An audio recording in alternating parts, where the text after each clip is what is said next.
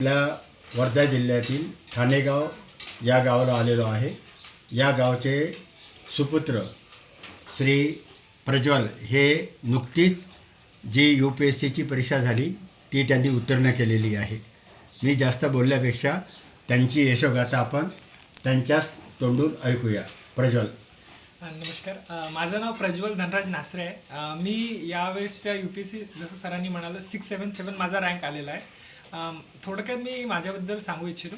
मी BA आणि MA केलेला आहे पॉलिटिकल सायन्समध्ये आणि माझा हा 3rd अटेम्प्ट होता आणि आता यावेळेस माझं सिलेक्शन झालं आहे। माझा मुख्यतः प्रिपरेशन मी घरूनच केलेला आहे ऑनलाईन कोचिंगच्या माध्यमातून आणि हा जसं सरांनी पण म्हणालं मी या गावातूनच राहून केलेला आहे।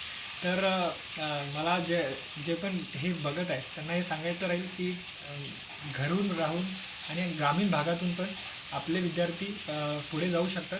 फक्त आपल्याला गरज आहे योग्य मार्गदर्शनाची आणि नियंत्रित संयमित प्रयत्न करत राहण्याची।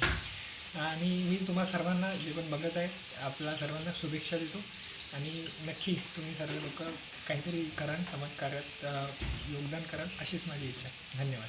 आम्ही मिशन IS तर्फे प्रज्वल सरांचे अभिनंदन करायला मिशन IS चे विभागीय संचालक श्री विलास वानखडे तसेच आमचे सहसंचालक श्री काळे यांच्याबरोबर आलो आहे।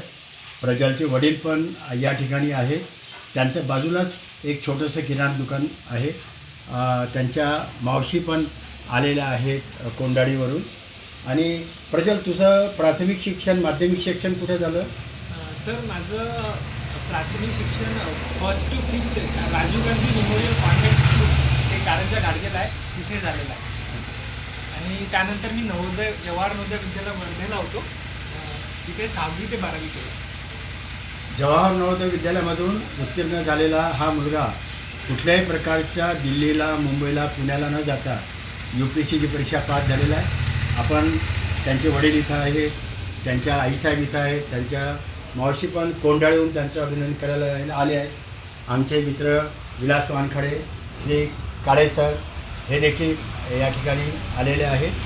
ही आपल्या विदर्भातील मुलांसाठी अतिशय आनंदाची बाब आहे की एक ठाणेगावसारख्या छोट्याशा गावात जे गाव तालुका पण नाही आहे आणि आता आम्ही प्रज्वलच्या घरी आहोत। छोटंसं घर आहे पण मन मोठं आहे।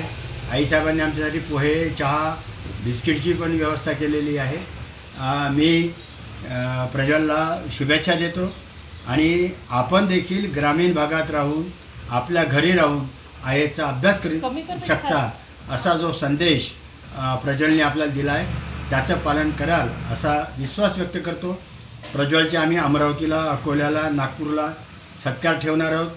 पण प्रज्वल आता रँक वाढवण्यासाठी 25 मेची जी परीक्षा आहे UPSCची ती देणार आहे।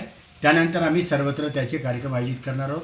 हा व्हिडिओ ऐकणारा ना सर्वांना नमस्कार आणि प्रज्वल, त्याचे वडील, आई आणि मावशी यांचे मनापासून आभार मानतो, अभिनंदन करतो। धन्यवाद, नमस्कार।